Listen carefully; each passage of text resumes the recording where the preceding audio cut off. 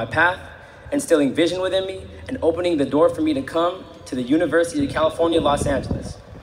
Now, although I'm here, it's been an absolute war to maintain. To start, I had a provisional acceptance to this school for fall 2016, but it was conditional based on my spring grades. I failed statistics at my community college that spring and expected my admission to get revoked, but UCLA admissions gave me another chance, stating that they'll allow me to retake the class in the summer, but I must receive an 80% or higher in order to remain admitted. I remember the day. It was August 6, 2016. I finished my stats final, and my professor is telling us our grades.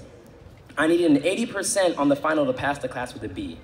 He calls my name, and my knees begin to buckle. I thought I was going to pass out. He said, "Angelo Agunae, 80%, which is exactly what I needed to pass the class.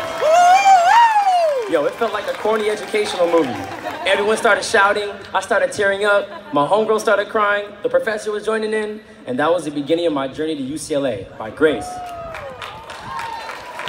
But as I stated earlier, my academic journey has been absolutely gruesome, full of chaos, fears, failures, mistakes, with a few wins here and there, but truly a testament to God's grace and provision, which is exactly why I'm up here standing before you all today. Now I'm here to let you know that it is more than possible to live out the vision that you once intended to carry out, before all the pain, suffering, fear, doubt, and insecurity began to blur it out. Now I know we see in here, I can do all things through Christ, to the point where it loses its meaning.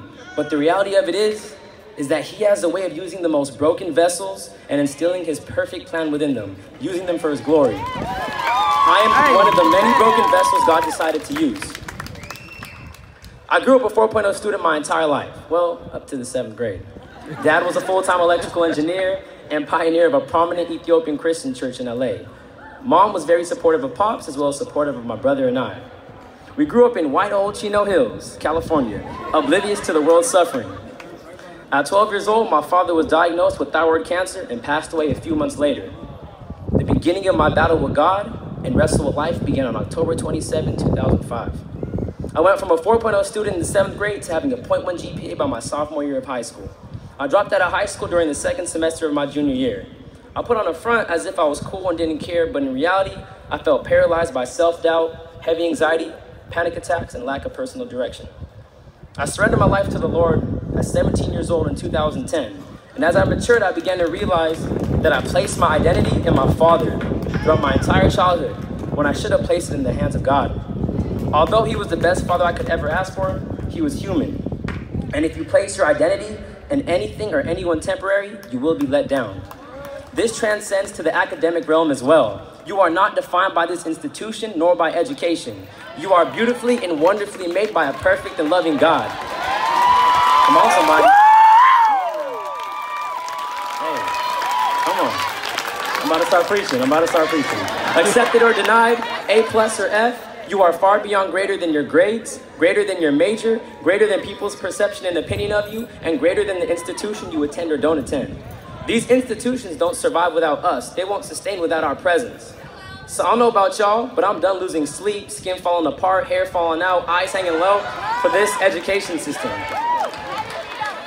As long as you recognize you are not defined by academia, school is an amazing resource, an opportunity to grow, learn, meet and listen to others that don't look, think, and talk like you, mature in character, step outside of your comfort zone, market yourself, share your talents, network, and prepare yourself to the next chapter of your life.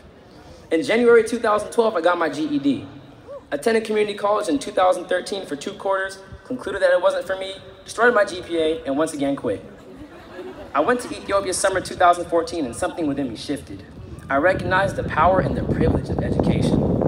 Some of these young children in Ethiopia walk miles, yearning for an education, yet I have it right in front of me, making up all these excuses as to why it ain't for me. Fall 2014, I made a promise to go back to community college, take no breaks, and transfer to a 4-year institution in no more than 2 years. Fall 2016, I attend my first quarter at UCLA. It's the end of fall quarter, and I'm looking at my grades. F, C-, B-, 1.3 GPA. Angelo Agunae, you are subject to dismissal, 1 more quarter below a 2.0, and you will most likely get dismissed from UCLA. All of 2017, I got nothing less than a 3.9. Y'all, I was scared. I wasn't playing. There were too many people that supported and believed in me to let down. Spring 2018. Yes, this was literally a few weeks ago. I'm in class trying to enroll in another class, and it says, hold. I'm sitting there confused, and I click an email that says something like this. Angelo Agunae, we deeply regret to inform you that because you violated your subject to dismissal contract, you've been dismissed from UCLA. Blah, blah, blah, blah, blah. Once a Bruin, always a Bruin. And this really happened. Let's just say my winter quarter didn't represent my academic capabilities too well. But because God is always faithful and timely, I turned in my appeal, got my dismissal reversed, and endured the storm. But like I said, my academic journey has been a battle, a daily battle, to which I still fight every single day. That's why I'm fully confident that if I can do this, anyone else can. One of my mentors used to always tell me, growth with God is not perfect. It's not this smooth upward motion, but growth with God is like a roller coaster. Up, down, side to side, upside down, downside up, and it's ugly. So stop giving up for not being perfect. Some boxers will get knocked down, but they fight to get up. It's not the fall that determines the outcome, but the response to the fall that does so. True growth lies in the willingness to persevere. It's inevitable. You will take L's. You will most likely lose a few battles, but don't quit. God's strength is most evident in our weaknesses and our shortcomings. For His grace is sufficient for us. His power is made perfect in weakness. While I've been here at this institution, I've met some of the most intellectual individuals, mentored many young Black students, overcame fears and obstacles and moments of deep frustration and hopelessness, and I've been blessed to become a member of the most illustrious and distinguished fraternity in the world, Alpha Phi Alpha Fraternity Incorporated, by way of the Golden Gamma Xi chapter. Oh, shit! So graduates, friends, family, students, and staff, I came up here to share my story of redemption, and so you all know that if God can use a broken vessel like me, He can do the same for you. All He needs is a willing heart. By the way, it's ironic how this speech is dedicated to my father, and today happens to be Father's Day.